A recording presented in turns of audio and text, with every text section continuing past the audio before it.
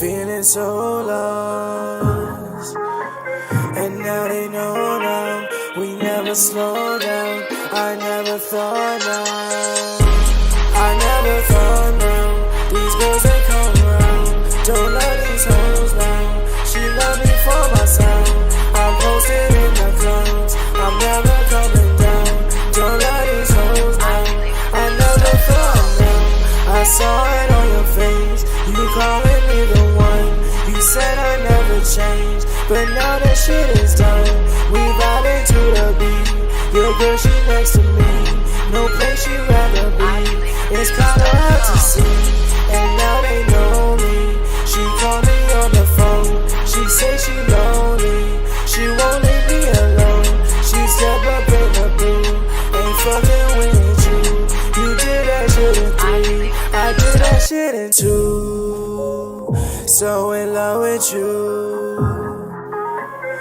Now you see my vision, sorry for the wait, out at midnight drifting. I never thought now, these girls they come around. Don't love these hoes now, she love me for my sound. I'm posted in the clouds, I'm never coming down. Don't love these hoes now, I never thought now. I saw it on your face, you calling me the one. You said I never changed, but now that shit is done. We vibing to the beat, your girl she next to me, no place she'd rather be. It's kinda hard to see, and now they know me. She called me on the phone, she say she lonely, she won't leave me alone. She step up in the booth, ain't fucking with you. You did that shit in 3, I did that shit in 2. So in love with you. Now you see my vision, sorry for the wait, out at midnight drifting. I never thought now, these girls they come around. Don't love these hoes now, she love me for my sound. I'm posted in the clouds, I'm never coming down. Don't love these hoes now, I never thought now. I saw it on your face, you calling me the one. You said I never changed, but now that shit is done. We vibing to the beat, your girl she next to me, no place she. Yes, guys, welcome back to the channel. First stream in about a month, I believe. So, hello, I am back, and yeah, I guess. Well, it's it's a delayed match reaction to say the least from the West Ham game on Saturday. Today is Monday, but yeah, in all seriousness, I've just been busy with a lot of things, and I've not had the time and space. So I do apologise in advance for that, guys. So, excuse me. In this one today, we're going to be delving through the West Ham game at the weekend, and basically, you know, the fact we're top of the league by 1 point, and of course, it's the international break. So, yeah, we'll be delving into all of that good stuff, as well as, you know, the news for today, because there's something that I need to get off my chest, which I'm not too happy about. So we're pretty much going from good news to then bad news, unfortunately. But yeah, we are going to, of course, do sort of a brief match review on the game on Saturday, because, you know, the game finished 2 days ago, innit? But 2-0. Look, another clean sheet, another home victory. You can't really go wrong with that. Big up AFC, always locked in as always. Glad for the 3 points, average performance, but the result is bigger than the performance. Yeah, I do agree. I think the performance was solid enough, I would say. We should have been at least 3 or 4 up in that first half, hit the post. Again, I'm trying to memorize everything, to be honest with you.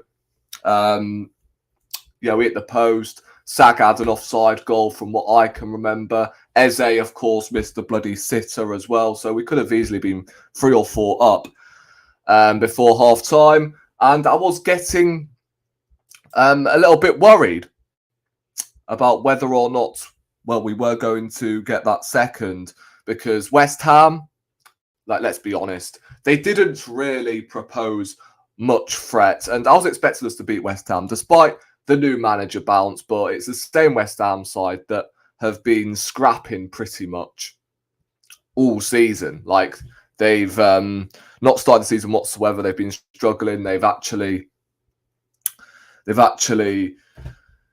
you know, apart from the Forest game, I don't think they've won a game, and that was against their current manager, wasn't it, Forest? So I was expecting us to beat West Ham. I would have expected an absolute massacre due to the fact West Ham cannot defend corners, or crosses to be precise, because you know, Arsenal are arguably, you know, the best team when it comes to set pieces in the Premier League, perhaps in Europe. So I was expecting us to score from a set piece, but, you know, we scored from a penalty instead. And from open play, Declan Rice opened the scoring against his former club, which was nice to see.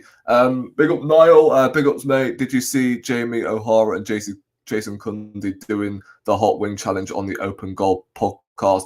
No, I haven't actually. I've not had the chance to actually to actually open up social media, so I might have to check that out after the stream. But big ups yourself, Niall. Hope you're well, mate.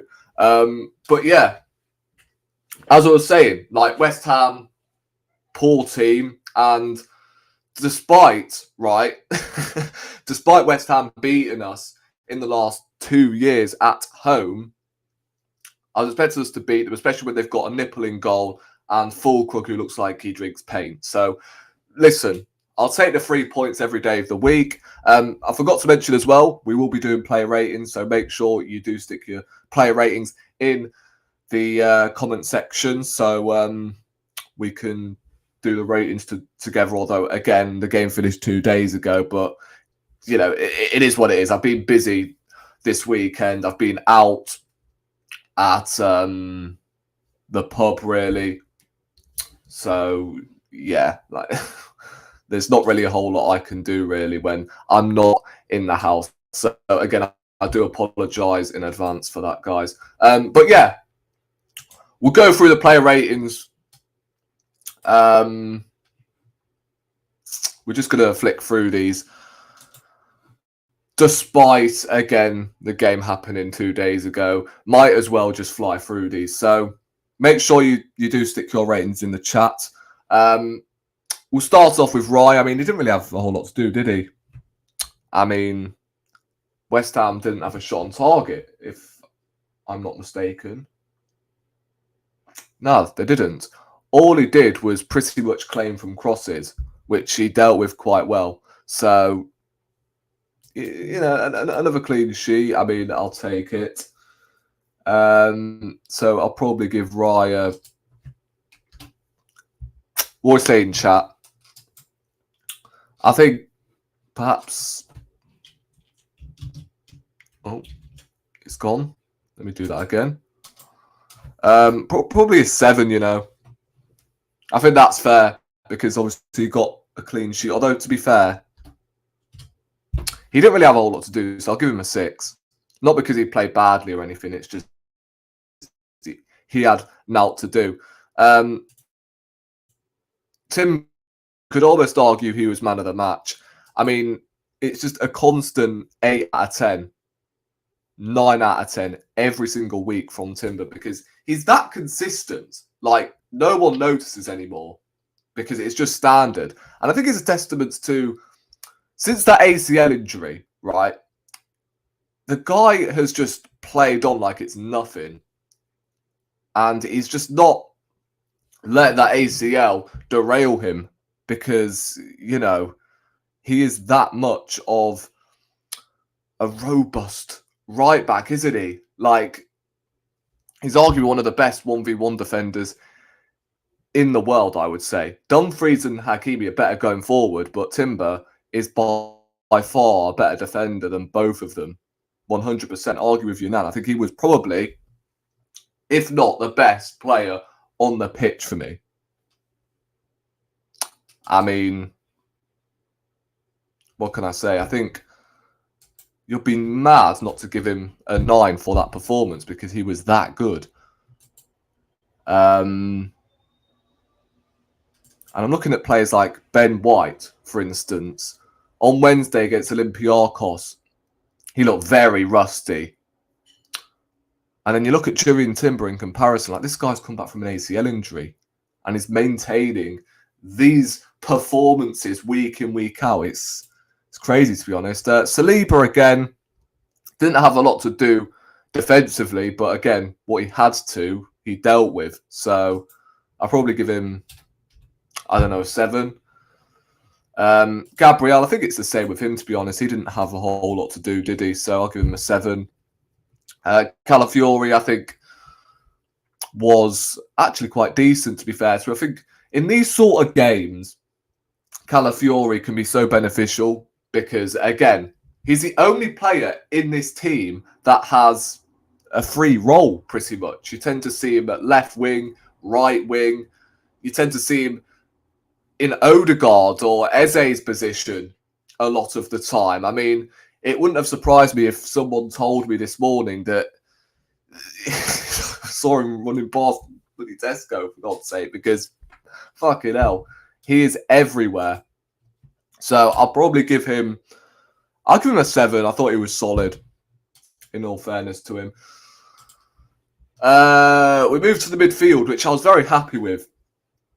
I mean, this is the midfield we should be setting out with. Of course, Odegaard is injured currently, but this is the midfield that I would like to see, against these sort of teams when they are going to sit in. Rice in the 6, Eze, and then Odegaard, obviously. But, of course, for Odegaard's sake, unfortunately, he's not going to be there. So we'll have to go with, hopefully, Waneri, but it's going to be Zubimendi, isn't it? But we'll start off with Rice. I think he was probably, him and Timber were the best players on the pitch for me. So I think I'll give him a 9.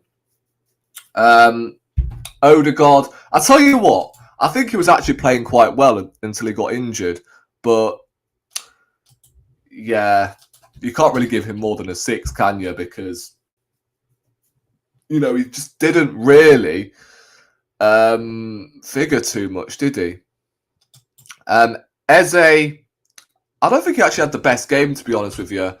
I think he was quiet by his standards. Obviously missed an absolute sitter, so I'll probably give Eze a 6 as well. We move to the attack. We've got, of course, Saka, who bagged the penalty. I mean, the thing is, right, I hear a lot of narratives going round about, Saka, should he have given the penalty to Gyökeres? To be honest, I could not give a shit about who takes the penalties because at the end of the day, right, yes, I know, we're 1-0 up already and it's a goal to potentially make it 2-0.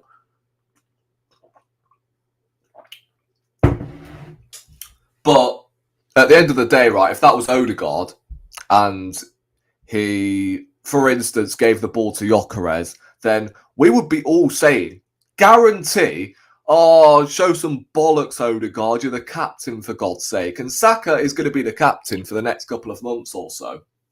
So, who gives a shit who takes the penalties? I mean, we did the same when Gyökeres took the penalty against Leeds to make it 5-0. And the fact he didn't give the ball to Dalman. At the end of the day, we're not Gyökeres FC. We're Arsenal Football Club, for God's sake.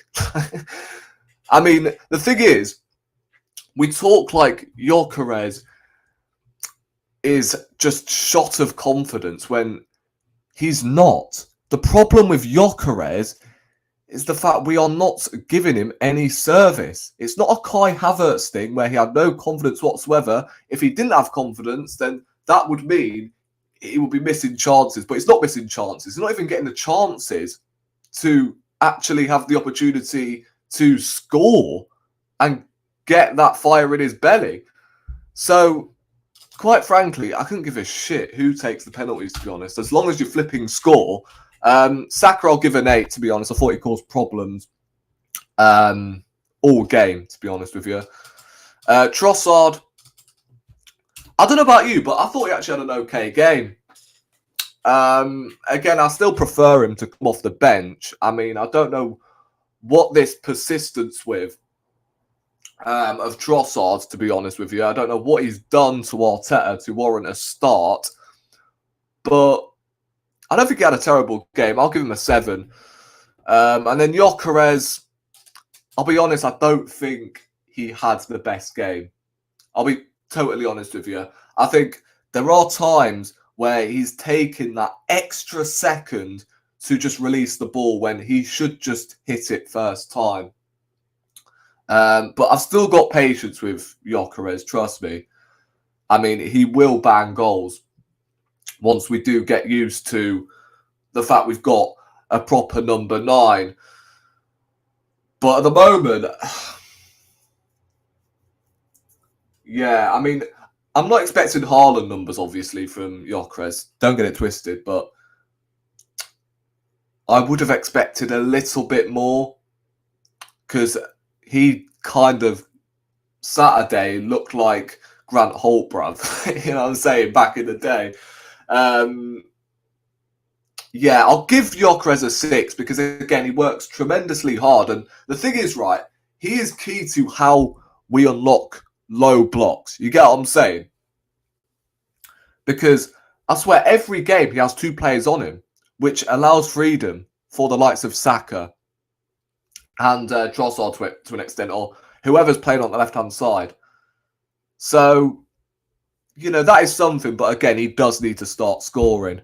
And the only substitution we're actually going to mark is ZUBIMENDI, because the rest came on in the last, 15 minutes or something. But ZUBIMENDI was excellent when he came on. I think he was the one who played Eze through.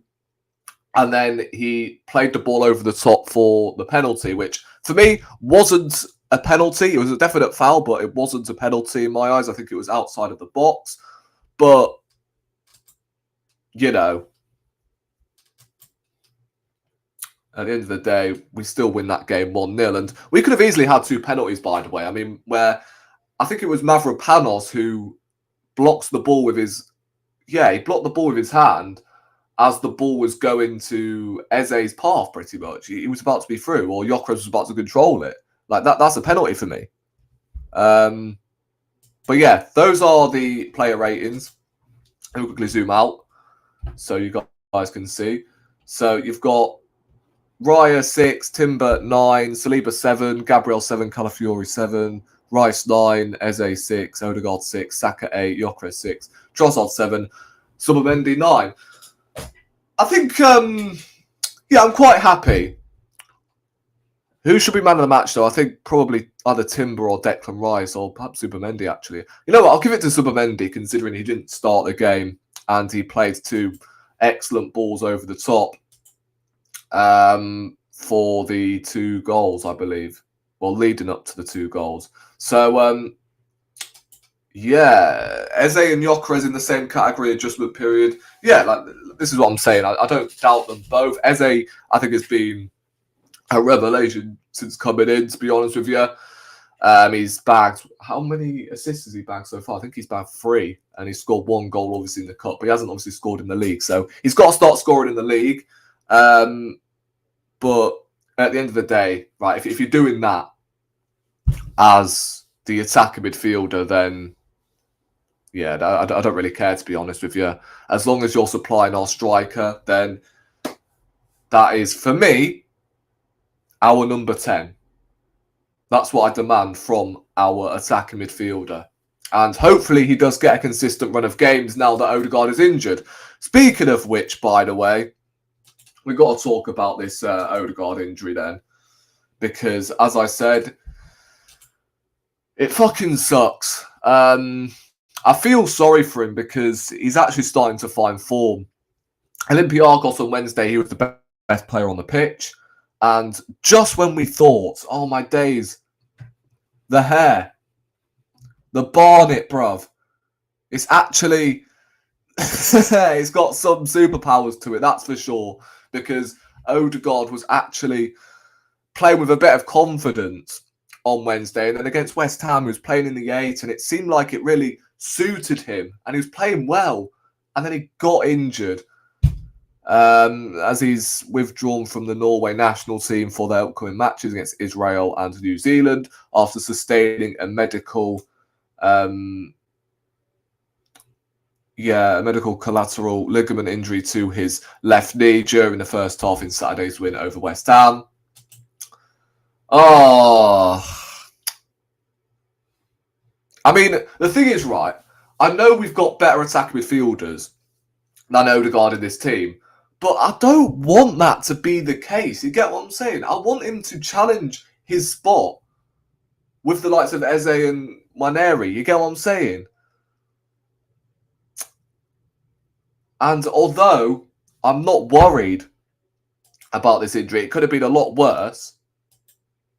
It's just not what I wanted, to be honest with you. It's not what I wanted to hear. I'm presuming this is going to be a similar situation to Madueke. Obviously, he's got a knee injury. He's out for like 2 to 3 months. So I'm presuming it's going to be the same thing. What is going on here? Am I back, guys?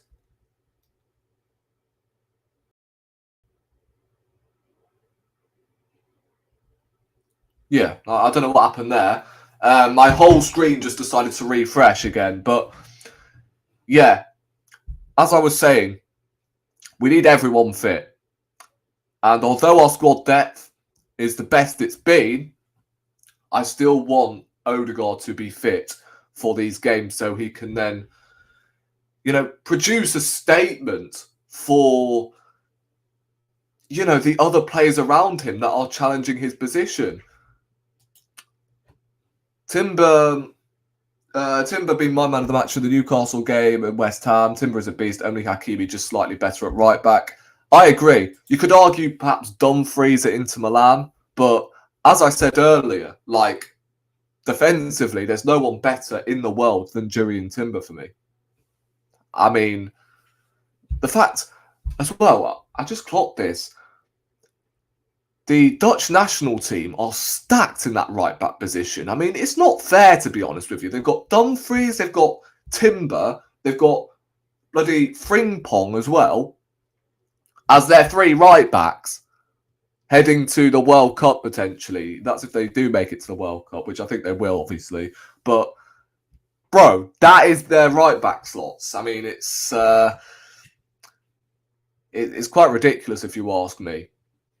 But the thing is, right, this isn't what really annoys me, right, this Odegaard injury. I'll show you exactly what annoys me today. Because I was just living my day in it until I saw this photo.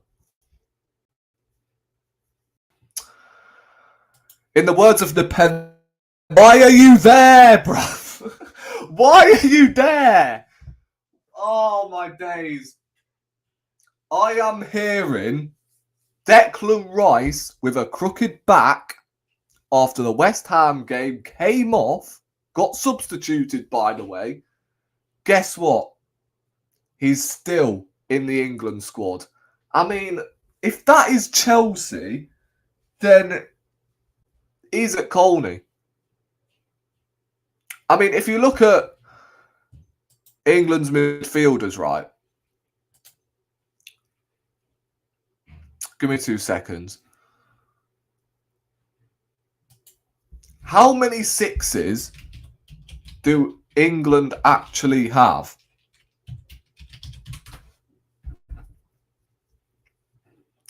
I'm going to have to wait a long time here. Because this Wi-Fi is actually... Right. So, the midfielders he's called up. Anderson, Gibbs-White, Jordan Henderson, Loftus-Cheek, Declan Rice, Morgan Rogers, right? How many of them midfielders, apart from Declan Rice, can play in the 6? None of them. You could argue perhaps Anderson, but again, he's more of a box-to-box midfielder. Jordan Henderson, come on, bruv. Come on. I mean, you've got Loftus-Cheek, box-to-box midfielder. In fact, he's more of a attacking midfielder, isn't he? Morgan Rogers, not a 6. In fact, he didn't call up Wharton as well. Like, why the fuck is Wharton not in that squad? It doesn't make any sense. I believe England have got two games, right? One of them's Wales, and I can't remember the other one. Someone might have to enlighten me. But one of them's definitely a friendly. One of them's a friendly, and he's going to have to play because England have no other 6s that Tuchel has taken. So Declan Rice is going to have to play both games, despite having a crooked back. We don't know. So why is he in this England squad? I couldn't give a shit what the player thinks. Like, at the end of the day, the players don't know more than the medical staff. Right, and the manager as well, like, he's got to show a bit of intent, surely. He's got to look after his players, considering, you know, the amount of rotation he's done so far this season, in the midfield in particular. Like, surely you leave Declan Rice at home. Surely you leave him to, you know, tune in to fucking FC26, innit? Do an Arsenal career mode, innit? You shouldn't be on international duty. I know you want to represent your country and all, but not when you're practically injured. Obviously, I'm no doctor, but you get what I'm saying. We can't be taking no further risks with players like this because Rice does need a rest. He needs to be managed properly. It won't surprise me if he's still got a bloody broken toe, bruv. After last year, innit, when he played against Chelsea. So why is he in this squad still and he's not called up Wharton? Why? Both managers are partly to blame here. Arteta and Tuchel and the medical staff, obviously. So, swear, if he gets injured on international duty, I'm going to be fucking fuming. I mean, I don't know. Am I being reactionary, guys? Let me know. Because I don't know what to think. Declan Rice should not be on international duty. Regardless of how the player feels, the manager should be showing some intent at least.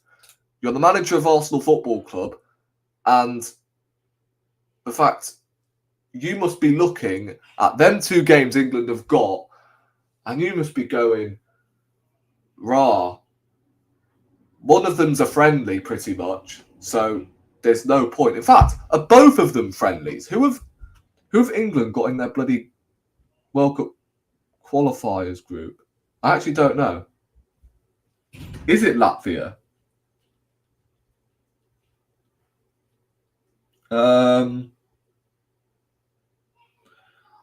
Yeah, it is. Wales is just a friendly. But guess what? Declan Rice is going to have to play in that game. It's so frustrating. I agree with you, especially when it comes to these friendlies. I just don't get it. Why is this manager not called up Adam Wharton? I just don't get it. Because if you would have called up Adam Wharton, you wouldn't have been taking that risk with Declan Rice, would you? You just wouldn't. Oh, it's so frustrating. And as I said, if he gets injured, I don't know what to say. Because you can't say I didn't warn these lot. Oh, Neil. Let me see what else is on Twitter that I've actually missed. Because, again,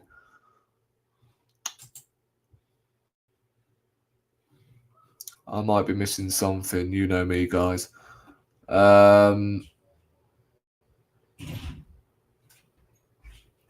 Saka's apparently set to agree on a new contract. I mean, we knew this anyway. It was inevitable. Not according to Fabrizio Romano or anyone like that. Just Transfer News Live. Apparently, he's going to be on like 300k a week, bro. Jesus.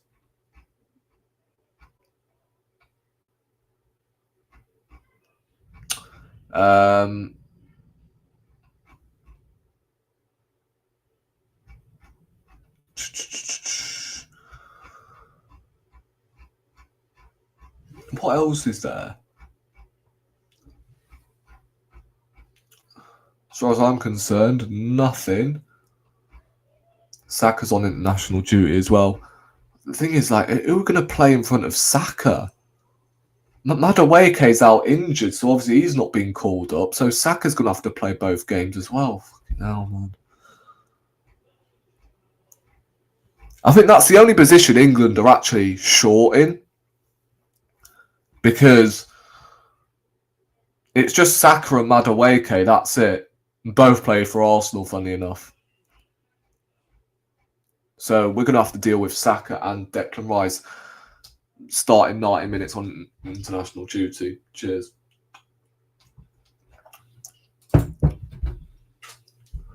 To be honest, neither Rice or Saka should take any part in these friendlies, but they're going to. Like, we'll have no choice but to play both Rice and Saka in these friendlies because, again, as I said, we have no competent six to play in front of Declan Rice, and Madueke is obviously injured anyway, so he's not being called up. Who else is going to play on the right-hand side for England?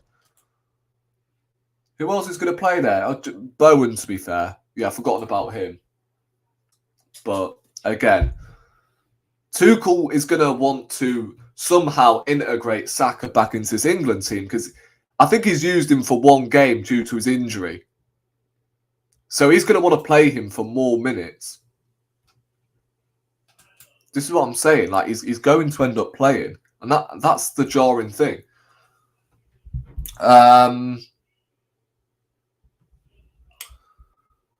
Anything else I'm missing?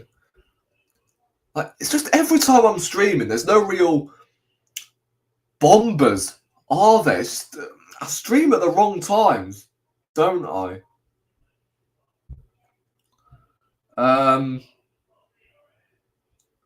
God, this is the life of the international break, innit? Just nothing to upload. I'll probably set out a quiz, perhaps, during the week. And obviously the Gunners' Corner will be tomorrow, by the way, in case you are wondering. So, yeah, that'll be coming tomorrow instead of tonight. So, yeah, guys, that's about it, really. I mean, we've gone through the West Ham game. I mean, I could answer the question. I could answer the question in the title, couldn't I? Handbrake off. Is that handbrake officially off? Lately, it's looked good, to be honest with you. I've been quite impressed with how Arsenal are actually playing at times. Still room for improvement, but it's been a lot better lately in terms of the way we're creating chances and the fact we're allowing some of these players, not all of them, but some of them, actually express themselves, which is what I want to see more frequently. So we'll see what happens in it. We'll see what happens. But yeah, guys, that's where I will wrap it up. I know it's only been 35 minutes, but again, there's not really a whole lot to speak on, really. As I said, Gunners' Corner will be out tomorrow. That'll be streamed 9 p.m, so keep your eyes peeled for that. I'll be setting up a quiz during the week, an Arsenal quiz. So that'll be exciting. It's just, again, as I said, international break this early in the season just kills the mood, don't it? It kills content creators, to be honest with you.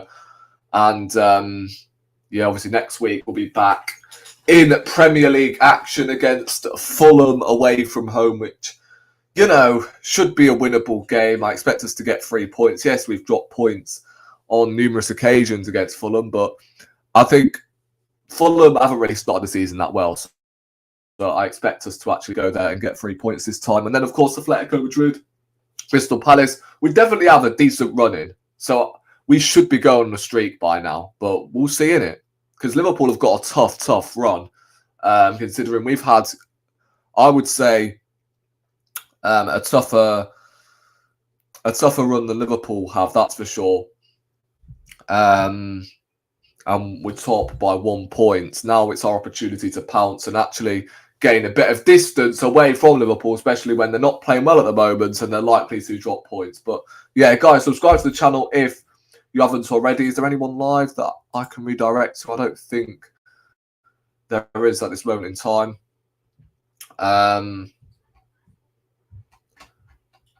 Nah.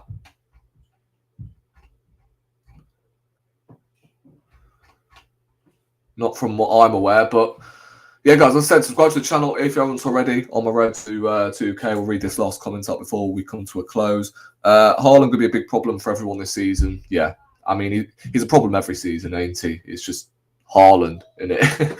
There's not really a whole lot that we can do, but